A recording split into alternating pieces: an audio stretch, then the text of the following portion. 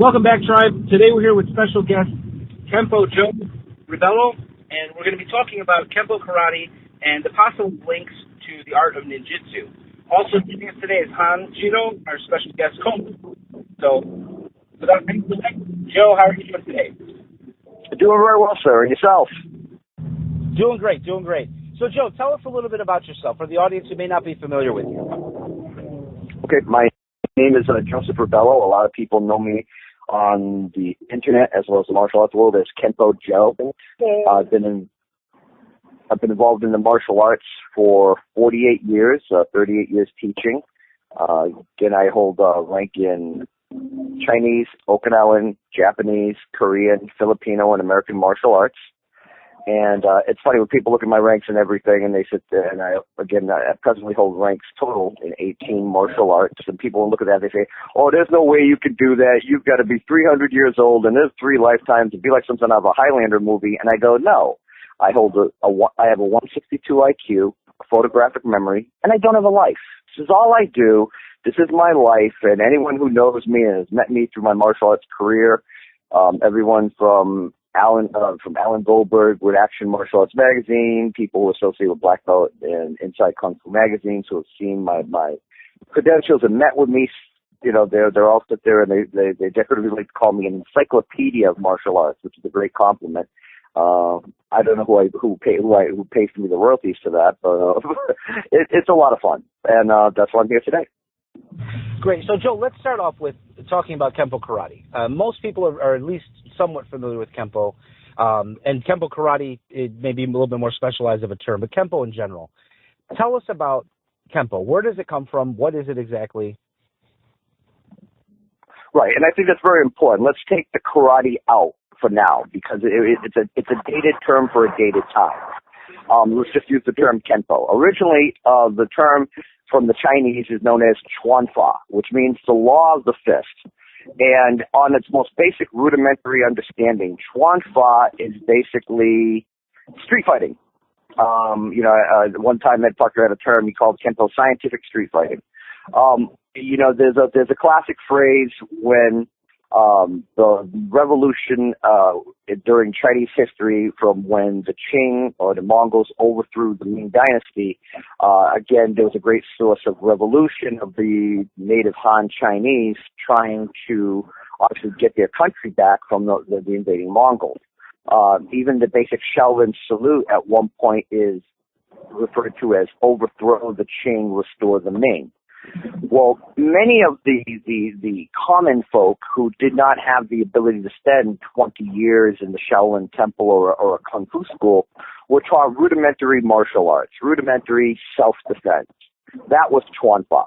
And again, when we look at terms like wushu and Mandarin for martial arts, and I mean the classic wushu as opposed to the modern Communist People's Republic wushu term, or the Taiwanese guoshu or national arts, Chuanfa is a basic fundamental understanding of practical self-defense. That's the key. It's funny, it also has kind of a bad rep among the Chinese, among certain Chinese. When they look at it, they look at it as the thugs fighting in the alley, street fighting. So it's got a double-edged sword reputation. So that was the basic concept of what we're taught to the Chinese during that time. Then it evolved, well, I should say not so much evolved, but emigrated from China to Okinawa. Okinawa being a centralized location, the Ryukyu Islands, or a centralized location geographically for mercantilism, spreading of religions, and of course spreading of various cultures because of its geographic location as a set of islands between China, Korea, and Japan. So again, the art of Kenpo, and again, people always talk about, well, what's the difference between Kenpo and Kenpo with an N or an M? Simply stated, it's Japanese syntax as opposed to the classic Okinawan Hokkien native tongue. When the Okinawans looked at the term Chuan Fa, or you'll also hear in Cantonese Ken Fa, they looked at it and said, okay, fist is Ken, Po is law, Ken Po. And the Japanese would look at them in the Japanese syntax and say, it's like a tricks commercial. So silly Okinawans, Japanese for Japanese. No, when you place it together, the syntax of the two characters changed the sound of the N from Ken into an M sound, so Kenpo, and that's the Japanese pronunciation. And of course, the Koreans have their own version of it, which is known as Kwamba, and that's the Korean pronunciation of Kenpo. But regardless of how it's pronounced, the context of Kenpo, like Jiu-Jitsu, has always been fundamentally, and ninjutsu, a technique-driven art. Now, people will use the term katas in certain traditional koru, but when you look at it, you go, "Oh, that's no kata. That's a waza. That's a technique." But in their particular ruha or style of school of thought, they use the term kata as opposed to waza, but it's still a technique. And that's what Kenpo is primarily, is a technique-driven art. So that's fundamentally what Kenpo is in relationship to translation of term. Now, Joe, where does the link begin with the art of ninjutsu? And ninjutsu is a very controversial art at times, and people are even, in a lot of discussion now if this art even exists as a fighting art or as a collection of other skills. So tell me about where you pinpoint the beginning of this link between the two arts. Well, certainly. There's again several schools of thought regarding that concept. Originally, recently, before his untimely passing, I did a seminar over at Ronald Duncan's Storm King event, and was doing a specific seminar on the correlation between ninjutsu and Kenpo, and also that particular style of ninjutsu's Kenpo roots and influences, which he freely admitted. He's always mentioned to his students about that particular style having Kenpo roots within it.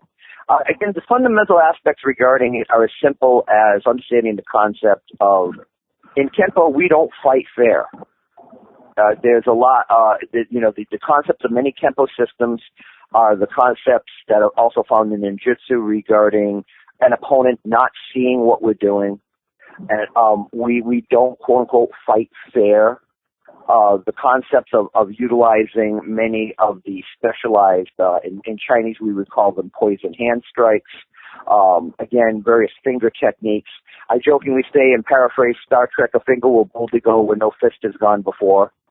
The key ingredient is many of the Chinese influence technique in regard to utilizing, we commonly call one sectors the disappearing act techniques, where we're suddenly behind our opponent, or we move to the blind spots of the opponent, or take advantage of the natural blind spots of an opponent, where other traditional karate systems might not or would not. And that's really one of the important keys. Also, the infusion of, I jokingly say that Kenpo is one of the biggest plagiarists of all martial arts systems because we steal from everybody. Again, there's elements of Chinese Kung Fu, Okinawan Karate, that are all infused in what Kenpo is. Also, the importance of Jiu-Jitsu and grappling techniques, whether it be the Chinese Chin-Na, the Okinawan Tuite, or the Japanese Jiu-Jitsu. There's an infusion of the grappling techniques and how to seamlessly utilize them and incorporate them with the Kenpo. If you look in certain styles of ancient Jiu-Jitsu, you will hear the term akewaza, or atemi, or yawara, which when most people hear yawara, they think, okay, the yawara stick or the kubotan. And it's like, no, it's an art onto itself. It's a pressure point striking art. It's like in the Okinawa, in Chinese, we have Tian Shui, or the death touch. In Okinawa, we have Kyusho. And again, the understanding again of atemi and striking the vital points as well as the pressure points within the body.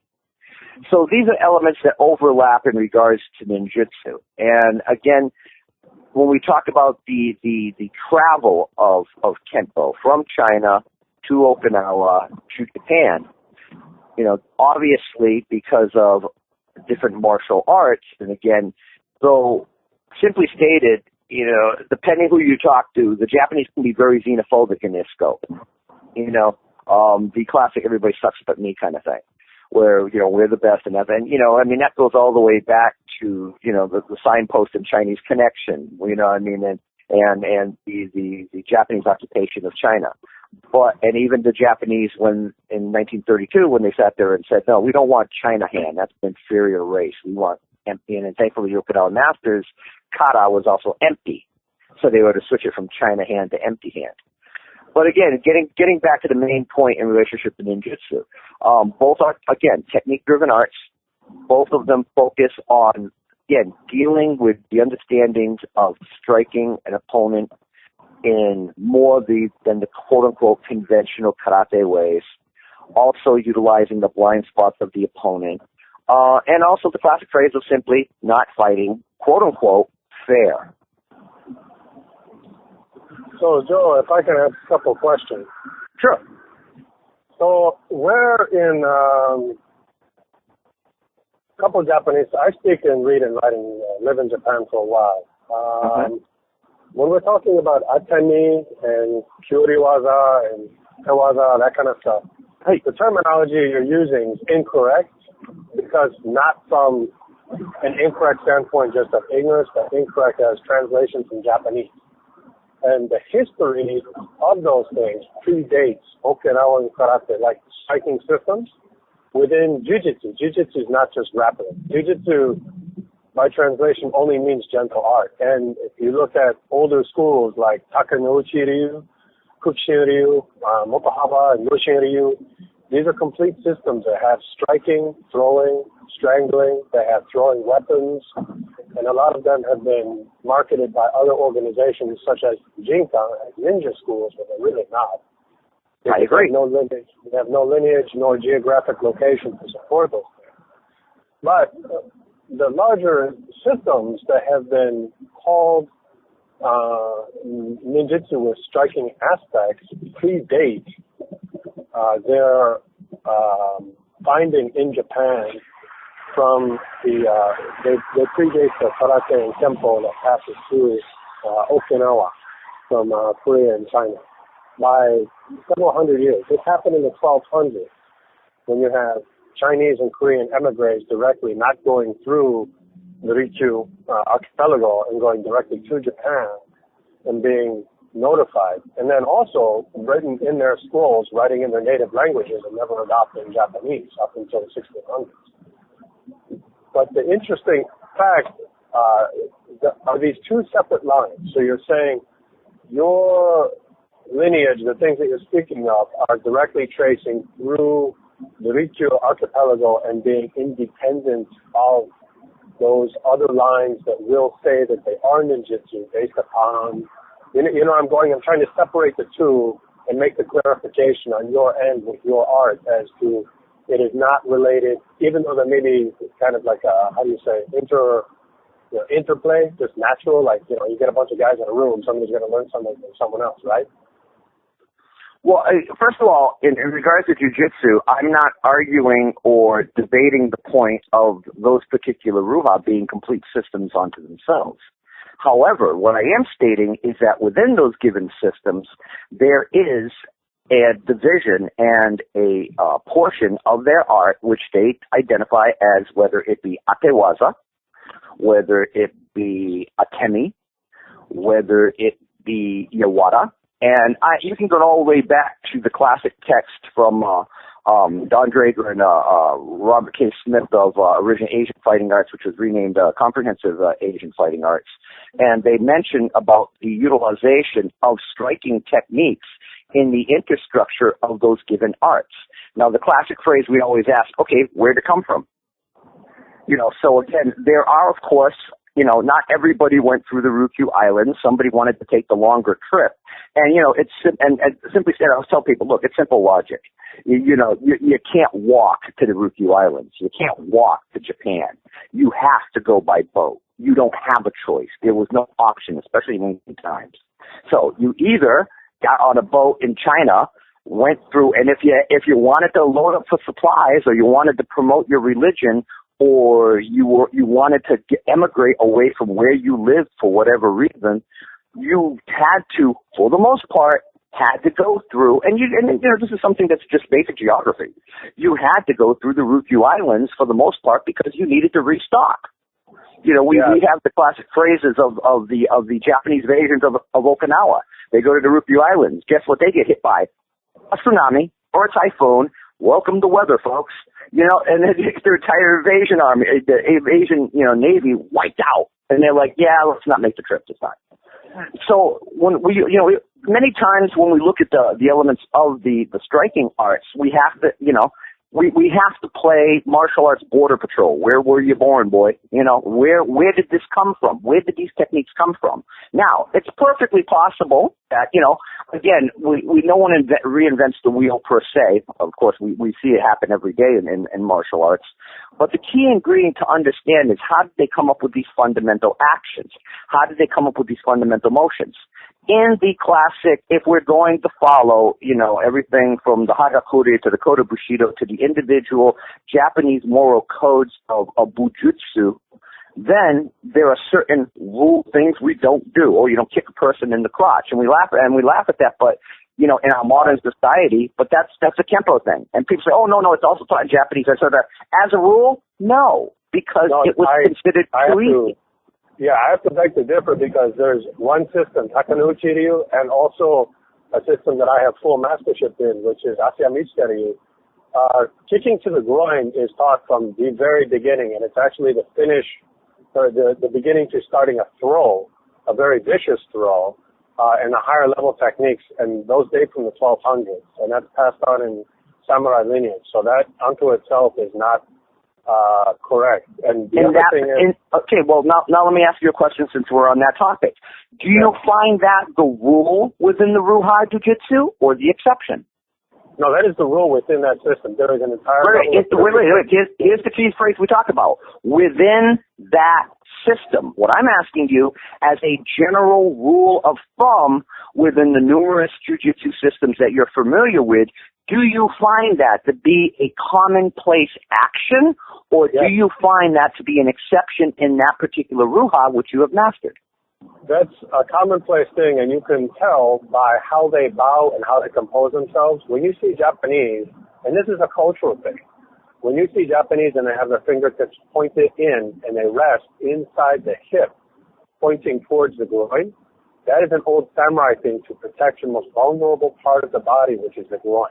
Yagi Shingan Ryu, which is the most prominent Bujutsu school, Koryu school within Japan, always protects the groin. They always kick to the groin. They always pull from the groin. They actually lift men from the groin to throw them on the ground.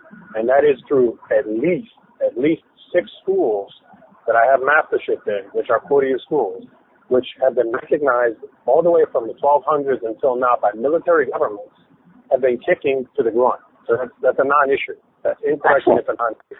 Now, what do you find? Now, again, when we talk about atemi, and again, the classic terms we use, atewaza, which are again an elaboration of striking techniques, or atemi, striking the pressure points, or again, sometimes yawata. And again, this is another term that people use as a misnomer, which they think just the yawata stick, or the throwback to the classic vajra, or the ball, lightning, thunderbolt symbol used in the Buddhist rituals, and also utilize both, isn't it? No. It's that Buddhist symbol is a misnomer. That is not any older than, say, the 1700s. That's okay. Well, wait. Hold on. Last time I looked, the 1700s was not last Tuesday. We're talking the 1700s. America is just ratifying the Declaration of Independence. It's not like last Tuesday. We're talking hundreds of years that this particular device has been used. We're talking about the definition of term, and the term being Japanese, and we're talking only Japanese history. So take it within the context of how long Japan has been around, and these martial arts schools. Okay. So let's say the inception of the oldest continual schools that still exist to this day, although in different form. I definitely do not believe that anything stays static. Is the 1200s. Now, these are different. Atemi waza, yuri waza, all of those are different terms, and they mean different things. Just because atemi is in 2 of those terms, that is different. The translation of those characters is different, and how they relate within the schools is vastly different. Atemi I agree. means striking. Atemi waza is a separated technique of striking. So when you're practicing, say, the first throw that damn near any jujitsu guy will learn is morote seonage. That means two hands. Morote, two hands. Seonage is a lifting shoulder throw. Right. When you learn that, you learn kazushi, right? Kazushi means breaking the balance. Yes. So how do you break the balance? There's three main ways, right? Through structural unbalancing, through pain, and the other one is through your own unbalancing, like a sacrifice there, right? Right. So, the intentional and unintentional actions of your opponent. You either move him or he moves himself in the course of the action. Exactly. And so how do you move him? Let's just say in the pain aspect, right?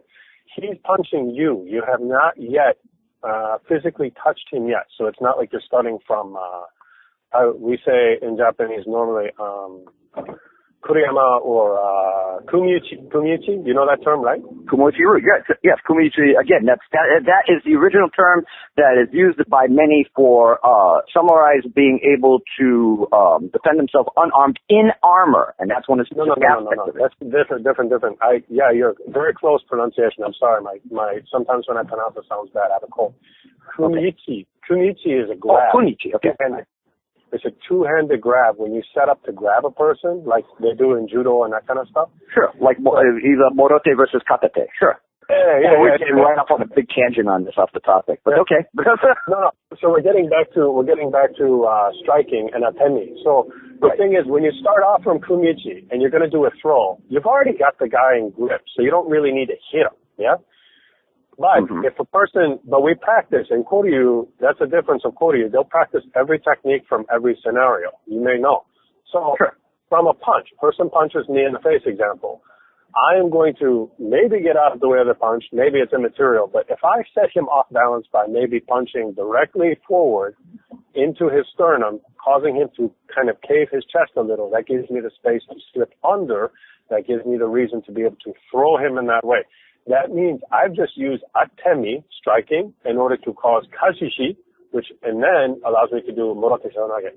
So when you're teaching a technique, we say, when it's written in the scrolls, atemi no kyusho ka, kazushi hitomide. That means I've used atemi in order to cause him to be unbalanced and thrown.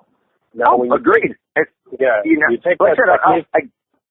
Again, I'm not arguing the point. I mean, everyone all the way up to modern Budo with Moryu Eshiba in Aikido, who at one point said, 90% or Aikido will not work without a ten. And these are the tenderizers. These are the striking techniques that soften an opponent up. They distract an opponent. They occupy his mind. They buy you the time to utilize your particular waza. Whether in any of the jujutsu techniques, we have fundamental understandings. We have you either compress a joint, you hyperextend a joint, or you twist a joint till it locks, or you do a combination of the three to achieve your given goal. Yeah. So the idea is there's atemi, then there's atemi waza. Atemi waza means the techniques of atemi, or to do atemi. Now, when it's written that way in Japanese pronunciation, its implied meaning is that it is only atemi. So that means you have a technique that is practiced that is only striking. And those have existed within Ryuha as separated techniques, but maybe like the same technique, the same punch or whatever we did in explanation to do that throw. Now they separate out and they practice that as a solo technique, or maybe in conjunction with other striking. So that's what I'm saying. Atemi and atemi waza, which are the separated techniques like kata for only practicing striking, have existed within. And then to go one step further, you have arts that are only striking, like Gikkan Ryu, Motahaba Ryu. Those are only striking arts. There is no throwing. There's no grappling. Their idea is that you have multiple attackers, or you have battlefield stuff where you have armor, and if you get too close to the guy, they kind of get hooked together like Lego, So you want to just hit the guy, use whatever weapon you got, and get away. So I'm saying that those ideas of solely striking arts have existed within Japan, not very openly, unfortunately, for a long time. Well, here's, again, you just addressed one of the issues I'm talking about. And it's not an issue. It's just a point that, of course, there's going to be independent martial arts of each independent culture. It's a given. And if it isn't, then people should get out more. They have to understand that there are going to be independent systems that have come up. Like I said, the classic phrase of, again, reinventing the wheel. Every culture is going to have their form of striking arts. Every culture is going to have their form of grappling arts. Every culture is going to have some form of either, Ed Parker had a great phrase once. He said, every art's going to have their own form of boxing or wrestling. And again, this is the key. These are fundamental principles. Either I hit you or I grab you. Either I punch you or strike you or knee you or elbow you, or I'm going to utilize a grab, throw, or hold and throw you down to the ground or try to restrain you and control you. These are fundamental belief systems with all human beings, period, irregardless of culture.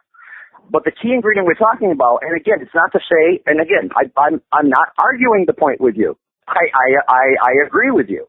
I agree with you regarding the understandings of the Ruha, their individual approaches toward the striking arts, whether they utilize them initially as a tenderizer to set up their throw, or they utilize the strikes exclusively. It's all about their particular thought patterns, their belief systems, their school of thought styles of systems. What we're talking about here is the understanding what was imported, what was independently thought of. And in relationship to that, when we look at, and again, here's the phrase you used, some of the rarer systems, the not commonly known systems, sometimes they kept it personal because it was a family system. In Chinese, we use the term pai, which means family. You have pai, you have men, you have chuan, you have chang. If we use men, like, I was talking to a friend of mine the other day about monkey system, Chen men. And it's like men is a door system, meaning it's a closed system. It's only supposed to be taught within a certain society or group. If it's a pi system, it's a family system. It normally was only taught to members of the family. They would import masters to do this. So, and then of course, Chuan is fist and Chang is palm, like Bagua Chang and Tai Chi Chuan, Sheldon Chuan, etc. But the key ingredient regarding what we're talking about with Kenpo and its influence, again, depending who you quote, I don't like to quote his book a lot, but, William Durbin wrote a book a while ago, and some people punch more holes in it than a colander. Other people say some of it is correct. But talking about the emigration of Kenpo, not only to Okinawa, but through Okinawa. And of course, some people took the long trip and bypassed it and went directly to Japan. But there are evidence through various techniques, through various waza, through various within the kihon of those given systems, whether we're talking everything from dachi or game or kane or keri or geri or the ken or te or sho. You're looking at the various actions and you're looking at specific formed weapons that are not utilized predominantly in other forms of jiu-jitsu or the prevalence thereafter. And again, some of them, of course, like I said, there's only so many ways the body can move, were independently created in Japan.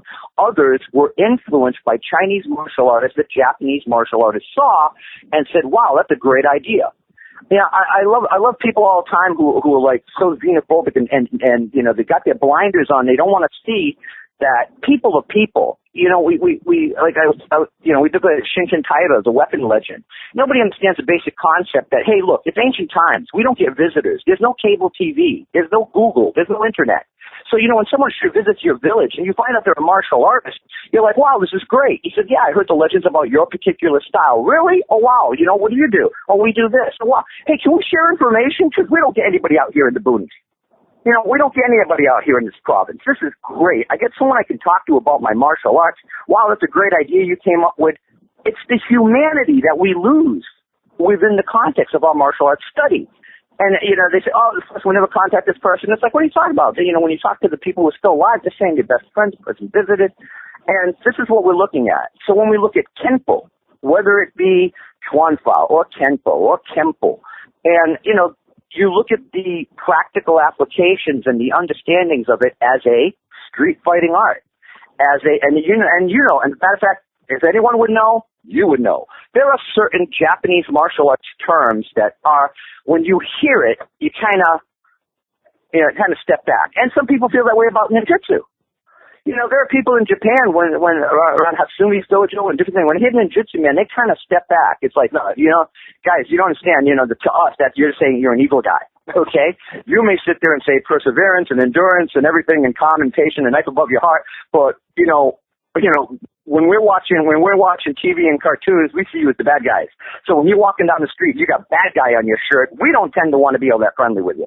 And, you know, and this is fundamentally human nature. This is, you know, and in relationship to the Rishiki and Kokoro associated with the Japanese culture, you know, it's not, we're not saying that, you know, it's only Chinese, it's the only thing, but we're saying that term Kenpo or Chuanfa has a particular connotation to it. And the techniques within many of the Ruha, whether it be Chinese, Okinawan, Japanese, Korean, Hawaiian, or American, we see... Go ahead. No, I'm sorry. So let's just go to the characters themselves. The term ken, right, fist, and then the other one po. In Japanese, it's po or ho. Chinese fa, or in Fujian, Southern Chinese, they have different dialects. Sure. Yeah, they use it would be ken fa, FAT, or again when we see in Cantonese kun. Yeah, again, Mandarin, Cantonese, Toisanese, Hakka. You know, you've got numerous dialects. That's only by pronunciation, but the Chinese character for that doesn't change, and there's two parts. You can imagine a line diagonally, and then two dots kind of above it. So one half, and then the other half is a combination of the character for life and law. And then the one that I talked before is actually a portion of ancient Sanskrit, which is the idea of the water cycle. And when you put that together, that means almost divine law. That is the utmost law. It's like the utmost seriousness. Well, as we both know, the Japanese constitution is called the Kenpo. Yeah. It's different writing than most modern martial arts, but that idea of the whole, is used within Japanese martial arts starting from, like I say, in the 1200s and even before. The term itself does not make any long-standing Japanese martial arts think anything different other than its deep connection to something else. And where I wanted to ask the question was ninjutsu. Now, ninjutsu, let's not try to define it too much other than, like Mr. Vargas said, we'll stick with the modern ninjutsu kind of realm of things and not devolve into another topic entirely of talking about what is ninjutsu. But with modern ninjutsu, and I'd really like to kind of focus in on not so much the where of the connection is, but technically speaking. Like, I don't want to talk geography and lineage and all that stuff because people get a little tricky, you know? But the technique, like where do you see these techniques directly and cumulatively, both different, right? One small, technically individual, cumulatively big size, right? Small vision, big vision. Where do you see these things? I'm really interested in both of those sides of the coin, right? Individual and big thing. Start an individual one.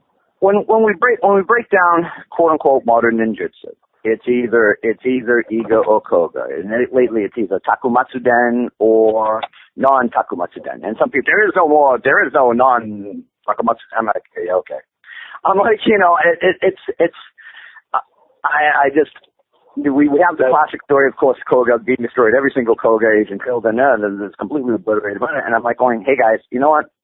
I'm going to be the human here, and I'm going to say nobody was out on missions. Everybody was home that weekend. There was no one out of town. You know, no one was out. No one was out. You know, go visiting relatives in another province. I'm like, you know, I sit there and say, you know, you guys, every time you do these history lessons, you keep forgetting about important feature, human nature.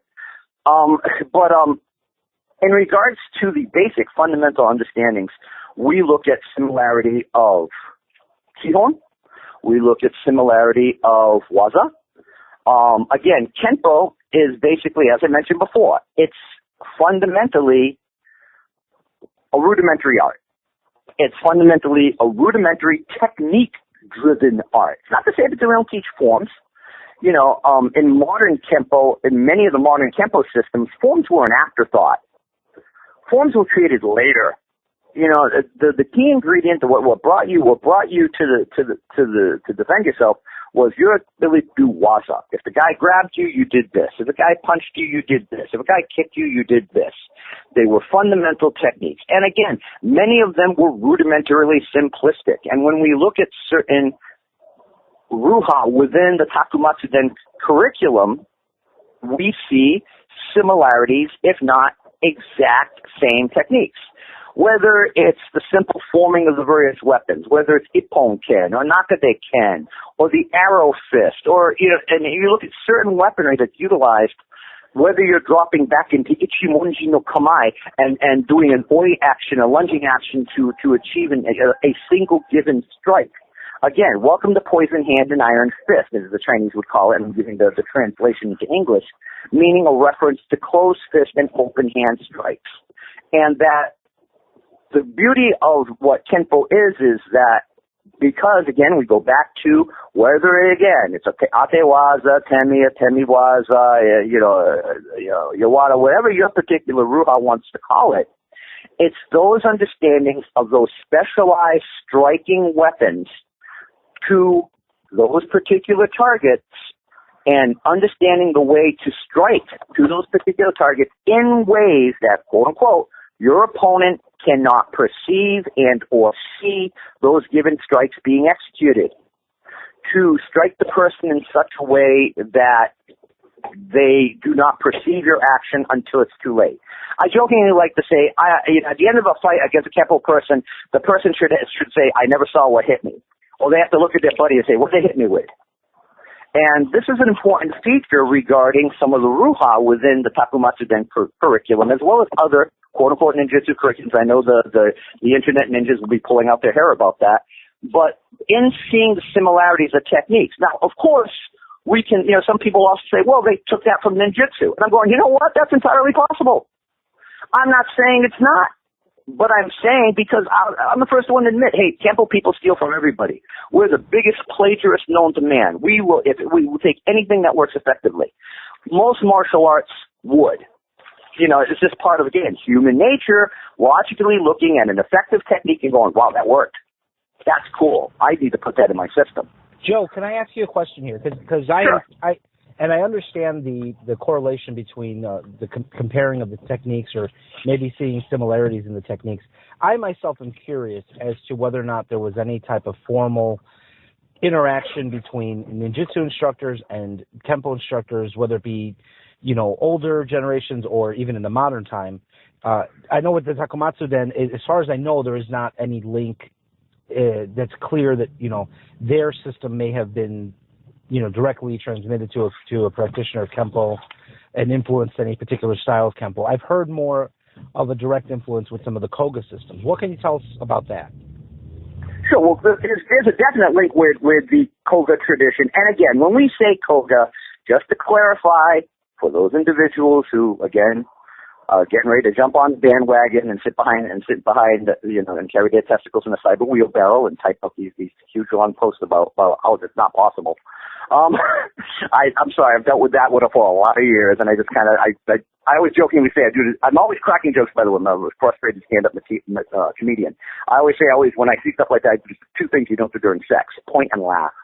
I don't worry about it. I don't concern myself about it. But again, in regards to Koga, let us use Ronald Duncan as an example. Okay, we'll just use him as the primary example because in this country that is what he is primarily known for in regards to that. He clearly states, whenever it was spoken to students, that Kenpo was part of the martial arts that he studied and trained in regards to what he professes and utilizes as the way of the winds or his particular version of Kogoru. And whether that be from Pete Sirengano, from Goshindo Kenpo, there's a classic book put out back in the 1960s, which I believe is still available to this day, and he contacted the actual incidents regarding it. But there's that, and there's other systems of Kenpo, which again, right now, I'm not a direct student of Ronald Duncan, so it eludes me on what exactly the system of Kenpo he mentions that he had studied. But we look at the correlation of the various techniques, whether it be the use of poison hands, whether it's open hand strikes, and specific open hand strikes to specific targets. And again, vital points, pressure points, etc. And also certain vernacular of the understanding of striking an opponent in certain ways and conditions that might not be congruent to some of the popular Ruha. Now again, I'm not saying that, these Ruha do not do these techniques. Some do, some don't. We talked about with Hanjiro about the understanding of different Ruha and some independent striking systems and some independent jujitsus and how they are complete systems. And of course, they will have these striking techniques within the context of their given system. What we're talking about is specific techniques and specific strikes and specific actions that correlate within certain systems of Kenpo. And again, I have to say certain systems of Kenpo. Because you look at certain systems of Japanese Kenpo, whether it be Nippon Kenpo, Shorinji Kenpo, you look at the history behind those arts, and some of them are very modern. Some of them are very modern within as much as the last 100 to 150 years. They're not older systems of Kenpo. Others have a much more longer standing history. But when we look at practical self-defense in relationship to whether it's the striking arts, and again, we're not saying by the same token that Kenpo does not have grappling techniques. We're not saying that whether it be katate or morote or, whether it's mei or yoko or ushiro in relationship to attacks, whether it's a kotedori or whatever it may be. The key ingredient is the fact percentages of what's being taught and the approaches regarding that. Many systems of Kenpo that I've seen, fundamental systems of Kenpo, will do waza with just a single strike. Why? It's designed to teach you that given strike. Whether it's nakade-ken, you want to call it nakade-ken, or you want to call it eagle beak, or you want to call it buffalo horn, or you want to call it dragon's head, lung tao, whatever you may, if you're utilizing that particular weapon in different configurations, that lends itself to Kenpo. Now, and again, we're back to, we're not saying that some Japanese sensei one day didn't form his fist and extend his middle knuckle and go, wow, that's a great idea. But we're saying that indigenous to particular systems of Kenpo, that's used a lot. And our predominant lineage in learning those techniques has been either Chinese Kung Fu, sometimes Okinawan, and of course sometimes Japanese. But, we're back to that Border Patrol analogy. Where were you born? Where did it come from? Again, you remember we mentioned about Takumatsu and whatnot. One of my favorite stories has got to be about Tanemura Sensei in the Genpokan. Tanemura Sensei loves Bagua. He loves Bagua. He thinks it's a great art. He finds it fascinating. And, here is a Japanese martial artist from a ninja tradition who enjoys a Chinese martial art. What, you're going to tell him he can't do it because it's not Japanese? Are you going to state, and that's the analogy I give, that within the context of Kenpo, as a technique-driven art, that the emigration, not evolution, the emigration of this art, whether it be through Okinawa into Japan or directly into Japan or out to China, or from China to Korea, and different influences and different geographical paths that these instructors took to pass that knowledge along, that within the art of Kenpo and certain ninjutsu Ruha, because, and again, when we look at the Ruha of Takumatsu, okay, I don't hear anybody say, nobody would dare say Togakure anymore. Can't talk about Togakure Ruin. I'm not going to get into why. But, there's certain things that we look within certain Ruha and we go, hey, we do that technique too. Now, in relationship to Koga, when I did the seminar, many of the techniques I did, all the students were going, wow, yeah, we do that. And they actually went back to Duncan Sensei and they said, is there a Kenpo in our system? He goes, oh, yeah. And he named the source. So it's always been something that was part of Ronald Duncan's training, that he incorporated it into his modern version of Koga-Ru and in the way of the winds and whatnot. So it's always been in there. And that's the key. So, I think it's something that we look at. And like I said, for now, when you bring this up, Kenpo is a large, diversified ball. It's not just, it's just Ed Parker's Kenpo. It's just a Tracy system of Kenpo. Or it's just, Kachu Kenpo, or Kadazempo Goshin Jutsu, or Nick Serio's Kenpo, or George Fasari's Kenpo. You have to look at the background of it and look at the actual individual technique and say, okay, what is this? Where did this come from? And some of it is modern interpretation. Joe, let me ask you this. Speaking about specific instructors, I've seen some mention, and as a historian, maybe you can shed some light on this, but there's been some talk about Saito at the Nakano School teaching a modern version of ninjutsu and also a system of Kenpo. There's been talk of Mitosi having some links to Kenpo. Do you know anything that you can share with us on either of those two? Again, the Yoshikan Kobujutsu system, there's a gentleman in my area, Coleman Fink, that teaches that.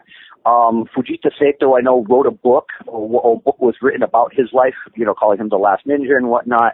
I've seen the kata of that particular ruha, and again, a lot of the traditional Okinawan kata are taught within it. And in regards to I haven't seen the actual waza or the bunkai that they teach within that. That's when you see the Kenpo influence into it. So I really can't comment on Fujita Saito and his orientation. In regards to Mitosi, however, depending who you listen to and the information presented, I've gotten information from Hanshi Bushutnik. I've gotten it from another wonderful Kenpo historian, Kimo Ferreira, from the Kenpo-Jitsukai, as well as Al Tracy and different material that he was kind enough to pass and present to me. We hear about the term the Yoshida clan that Mitosi's family was allegedly and allegedly involved with, and him going to Japan at some point from Hawaii and then returning, and the talk of Koshoru Kenpo, and its viability and plausibility in relationship to the martial arts world. Again, when we look at the techniques that are taught, again, going back to Mitosi's two books, What is Self-Defense and What is True Self-Defense. And it's funny because we look at the pictures in the book, and it was a direct plagiarism off another famous text on Kenpo Karate, done by, I'm going to blank out on his name. He's actually shown breaking bricks in the book, and it's his book. And so we look at Mitosi and we look at what he taught. Well, what did he teach? Well, he taught waza. He taught techniques. We absolutely know for sure he taught Nihanshi, which is a traditional Okinawan kata. And, some people state that he taught other katas as well. And, but mainly, his Kenpo was still a technique-driven art. To get the quote-unquote the rest of the story of Koshoru Kenpo, it was techniques. And, of course, theories and concepts, but that was the key. Now, Joe, let me ask you about a mutual friend of ours, Carlos Febres, who teaches a modern system of ninjutsu. I know that you have some link to the Nindoryu family, and tell us about just from your things that you and Master Febres are working on. What is the link there? Oh, go ahead, please, by all means. What is the link? First of all, here's the big thing. First of all, I am not a ninja. Okay, we have an inside joke in which would not be an inside joke anymore. But I got my ninjutsu through osmosis, meaning that I did not go to train with Carlos Febres for ninjutsu. When I went, it was a real funny story. He has a great sense of humor. He doesn't take himself too seriously. He loves his art and loves the martial arts and enjoys them. And he was actually a transplant from Puerto Rico, and I myself am half Puerto Rican. So so we bonded that fun. But I would go to school, and I had seen a flyer for his dojo, and he mentioned his ranks and whatnot at that time, and he mentioned that he had trained in Okinawan Kenpo and that he had trained in Kobujutsu, and had rank in Kobujutsu. So when I approached him, I walked in and he said, so, like in Star Wars, so we want to embrace the dark arts. And I was like, no. And he was like, oh, good. That's how we check for the crazies. He said, so you want to study ninjutsu? And I was like, no. And he goes, okay, now I think you're crazy again. And I said, you have rank in Kobujutsu. You have at the time a Nizan in Kobujutsu. There's been no one in my area who had ranked in Kobujutsu. I would like to learn Kobujutsu, and eventually, if all goes well and things work out well, I'd like to test for my Shodan in Kobujutsu. And he looks at me, he's like, wow, you're the first person who's ever asked. And that's how it started. So I originally started training him for the Kobujutsu training, and then, of course, he was teaching in Nindo-Ryu and then going through the evolution in regards to that and his influences from the Koga group. And, I want to, like I said, now we're on air, so I get to address that very important thing that I've heard for the last 30 years over the internet. Well, let's say, when the internet started, quote unquote. Carlos Febres always wanted to learn Bujinkan. And the person he contacted, Higuchi-sensei, through the Bujinkan Fellowship International, to his best knowledge, was a certified person in Togakure and the Bujinkan. He had a certificate in Japanese from Hatsumi himself, listing him, if I'm not mistaken, as a Godan. And, of course, people poo-poo it on the internet, say, no, it wasn't a real certificate, and it's like, you know what? How do you know sometimes? Unless you can read, and again, like Hanjiro, he reads Japanese. He is fluent in Japanese. He has studied many of the traditional koru of the Japanese culture in relationship to Bujutsu as opposed to Budo or modern Budo. He knows. But how many people do? There's a great phrase we say in the martial arts, in the land of the blind, the one-eyed man is king. And when you don't know, when you're ignorant to these things, and someone claims that they know these things, you go to them. And we know that many times in our martial arts, there are people who pad their resume and do different things and whatnot. A friend of mine who worked in the health spa field used to have a little granite thing whenever he was doing a sales presentation. He'd look at it and he'd keep pressuring the person to buy a membership. And one day I walked into his office, looked at a piece of granite, said 3 words. They all lie. Everybody pads their resume to an extent. Everybody messes with their history. I mean, I'm sorry, in Japanese tradition, hey, I've never met a Tengu. But there is a famous traditional Kumasta that claims that where did they learn it from? Tengu. Gee, I'm sorry, I haven't seen human beings dressed up as birds or bird-like creatures in ancient times. Sorry, haven't seen them lately. So this is the thing we look at. We look at the tradition and we look at the understanding. So Carlos Febres just went where he went. He trained with the Koga-Ryu group. He trained with Higuchi-sensei, and continued his training with various martial arts. Everything from working with Mikey Pasquale and the Yoshitsune group to working with Suguta. I'm going to slaughter Sensei's name. One of the ukidesh of the Grandmaster of Toyama. And most people who aren't familiar with the Ruha, if they've ever seen Budo, the Art of Killing, and they've seen the Grandmaster Toyama Ryu doing Bato. And he trained with one of his main ukideshes, and active to this day, still goes out to Japan, still makes an active effort to learn, still makes an active effort to study. But by the same token, will not sit there and say, look, we do a koru. We don't. We do a modern interpretation of ancient arts. We do a modern understanding of those arts. We take the various influences and please don't tell me, oh, you can't do that. Why? Everyone does. Everyone does. Hojiro-sensei mentions Yagyu Shinkage. Well, what the heck does Shinkage mean? Gee, doesn't it mean new style or new version? That's only one writing of it, which is, like you say, there's always interpretation and things change, and I completely agree, and I value you bringing that up.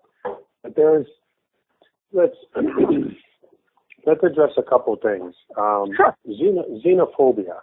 So, looking from historical text only, xenophobia does not come into Japanese martial arts per se until the 1920s and 1930s, with nationalism being the fountainhead of many Japanese martial arts, and they know it. They say this too. Like Toyama Ryu is a modern art, which it's actually an execution school. The majority of that school was founded by several gentlemen with sword training who needed to train the modern Japanese military how to use a sword that they didn't really know because they had given that up in the 1800s after the Meiji Restoration. Exactly. These things, however, historically have zero historical fact as far as xenophobia in martial arts, and it's well documented. And the other part of that being that in the higher learnings of these schools, everything from, let's say, Yagyu Shinkage-ri, which is from the 1700s on a very popular school and was sanctioned by the government of the time. Oh, definitely. Up until let's go backwards to the older schools of the Kamakura Bakufu, the military government that existed in southern Japan in the older time of the 1200s. You needed to be able to read and write Chinese and also Korean in some respects in order to read the scrolls of transmission. So there's zero evidence of xenophobia just because of, some institutionalized thing. Granted, like you've said, maybe some guy doesn't like some guy from Korea and he says, right, whatever, you're a Korean, you're the last one off the boat, so when we're short of food, you're screwed. But it's an institutional thing that did not happen until the 20s and 30s. So that's an issue with translations and understanding of Japanese martial arts, and the cultural aspect was the thing that I was taught. Now, I know Tanemura personally. I actually learned under his teacher, one of his teachers, Sato Sensei, directly. Yeah. I met Li Ziming, the Bagua person who gave Sato Sensei his mastership, which he passed on to Tanemura of Bagua, and I know Bagua and Shingi and those kind of things that came directly from that person. And there's a man in Georgia, his name is Duke Meade, who also has mastership in some of those things. There's never been, until recent times, from like the 1920s until recent times, general xenophobia is a cultural thing and not, it's unfortunate, but it is a cultural thing, just like racism in the United States. Right. As to the martial arts themselves, they were not xenophobic and more inclusive. The other thing is geography. The majority of Japanese martial arts that populate the north of Japan and central Japan, Honshu, the main island, and in specifically the Shikoku, the very small island, not off the south of Japan, more further east, those had direct documentation from China, Korea, and Manchuria. The Qing dynasty was a Manchurian dynasty, not a Mongol dynasty, but a Manchurian one. And they had a specific mode of writing that was a little odd, and they have found specific instances of those writings within Tosa Awase, which is a seaside area off of Shikoku facing out into the Pacific that had a very specific type of sword style. And they found writings linking it directly to northern Chinese translations through Japan. And the Ryukyu Islands split south from the midpoint of South Korea, almost 1,200 miles arcing southwest into the Indian Ocean almost. So that's not a direct route into Japan. That was a direct route for Chinese martial arts from southern China, but not the northern Chinese martial arts and the martial arts of Korea and Manchuria. Those went directly across Korea, which was the most direct route, and that's also greatly explained by Hideyoshi's military assault in the mid-1700s on Korea when he had this brilliant idea to invade Korea. I don't know why.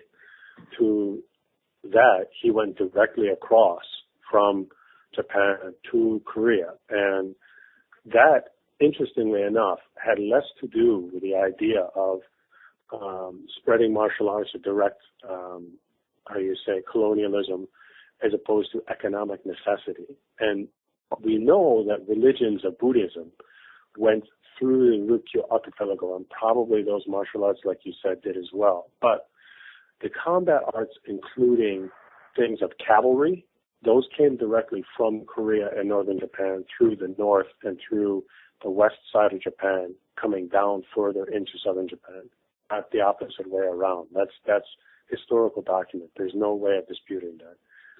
And again, I'm not disputing those points, and I concur with you, especially when talking about southern China and its correlation to Okinawa, because when you look at many of the Okinawan arts, they'll always mention whether it be arts such as Weichiru, Shorin-ryu, which again are some say it predates or some say it's after, depending on what historical reference you're looking at, as opposed to Nahate or Shurite or the hand. in reference to a particular town or province or area. The geography dictates the name of the style. Where do you come from? Where I come from, New Bedford. So you learn martial arts, so that's New Bedford martial arts. The same analogy holds true. And I want to clear. And I want to clarify the xenophobic statement. Again, I'm not utilizing this as a general term toward Japanese. That's like saying prejudice and racism in America. You have it or you don't, and it's not something you use as a blanket stamp or pigeonhole on a particular race, not by any stretch of the imagination. We just mentioned about particular aspects regarding particular incidents that occur in the course of human events to certain individuals. That's excellent. And I really want to clarify that. Yeah, the blanket statement was made earlier on about those things. I wanted to clarify that. Yeah, no way, shape, or form was it meant, especially in general toward the Japanese people, police, no. But it's an understanding that these things occur. But like in the relationship to Kenpo, it's one of those things where you have to look at the technique. You have to look at the similarities in technique. You have to look at, and again, is it not to say that modern Kenpo systems do not have modern influences? And Ed Parker's American Kenpo, one of the major influences is Danzan-ryu Jiu-Jitsu. This was a system of jiu-jitsu that was popularized in Hawaii by Henry Okazaki, Shishiro, his given Japanese name Shishiro Okazaki. And, he opened the Kodokan, which was a dojo in Hawaii. He was an osteopath and a massage therapist as well, and taught his own particular system of massage therapy, as well as his given style of jiu-jitsu. Now, again, Danzan-ryu, people say, well, I don't find that in traditional Japanese text. You won't. It's a Hawaiian reference. Again, when you look in the Hawaiian Islands, one of the most popular woods was sandalwood. Matter of fact, other groups and entities basically devastated the Hawaiian Islands by taking sandalwood and sending it back to China for incense and furniture and different things with the wood, that it became endangered. And if you go to Hawaii, there's a classic tree which is made of sandalwood, and it is for lack of a better term, it's a state treasure as opposed to a national treasure. So being part of the United States, I guess you could call it a national treasure. And he named it after that, Sandan, or rather Danzan. Sandalwood Mountain was the generic reference. And again, if we look at the actual kanji, we could clarify on what exactly is being stated in regards to it. But the key ingredient is that particular system of jiu-jitsu. Again, we go all the way back to James Matose. James Matose had a relationship with Henry Okazaki. Professor Chow had a relationship with Okazaki, to the point where his own brother, John Chao-Hoon, they had a very large family, and people talk about Chow or Chao-Hoon. Is it Chow or Chao-Hoon? Well, the family name is Chao-Hoon. Why Professor Chow chose to use only Chow, I don't know. But I do know that John Chao-Hoon, his brother, studied Danzan-ryu for many years, and matter of fact, I even did a presentation on his particular orientation of his Goshin Jitsu, or again, arts of self-defense. And again, you can clarify when we look at the kanji, whether, go is hard and shin is heart and the reference to it and the original intent as opposed to the interpretive understanding of the term. But, I was able to do a presentation on certain techniques in Waza and his approach and where he trained from. And, the moments are when I have his wife and one of his top black belts both sitting there and they're going, how do you know this stuff? I go, am I right? She goes, yeah, you are, but how do you know this stuff? And it's just taking the time to learn and looking at the similarities as opposed to the differences. And I think that's the important key in relationship to the topic. The topic is, seeing the similarities between Kenpo and Ninjutsu. And again, yeah. No, I was just going to say that's a brilliant statement. And unfortunately, gentlemen, I at my work day right now, I need to bow out. But Joe, it was fabulous to talk with you. Hanjiro-sama. Again, thank you so much, and I appreciate being in. I hope I gave a small amount of insight and clarification. And again, it's a wild topic, and it's like I said, I tend to be tangent man. I'm like throwing a super ball in a box and it bounces all over the place.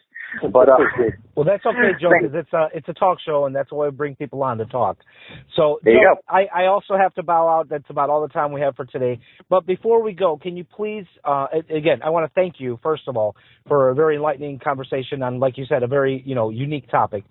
And before we go, can you please tell the audience at home where they can find you on the web, if they want to come out to classes at your school, if they want to bring you out for seminars and workshops, and tell us, where they can find all your projects online. Sure. I always crack the joke. I'm Kenpo Joe. Google me, baby. Bing me later. I'm all over the internet. You can reach me. Our studio is Rebelo's Kenpo Karate, and again, we have several martial arts we teach under that auspices. But we're located at 88 Hatch Street, Suite 312 in New Bedford, Massachusetts. Our phone number is 774-360-4116. I do seminars around the country. Matter of fact, this coming Friday, Saturday, and Sunday, I will be in Dallas, Texas for Professor Nick Chamberlain's Last Man Standing event, which is a tribute to Great Grandmaster Al Tracy. There's going to be various instructors from Chinese, Okinawan, the Japanese, Hawaiian systems of Kenpo and other martial arts. You can check them out at dallaskenpo.com. Also, I'm on Facebook. You can check out our studio at Rebelo's Kenpo Karate, REBELO''S Kenpo, KENPO. Barbie and Ken go to the post office. You can. Our main website presently is down, but it will be back up. You can check out www.kenpojo.com. You can also check us out on YouTube. Again, we have my television programs, Martial Arts Today TV, and Rebelo's Kenpo Karate, and you can see classic episodes on YouTube from there, as well as various instructional videos that I offer on different systems of Kenpo and other martial arts as well. Great, Joe. Well, thank you again so much for being part of the show. We hope to get you back real soon. I know there's a lot of topics that I'm dying to talk to you about. So until next time, Joe, thank you again. Thank you for your time. Have a great day. Be good, everybody. Bye-bye.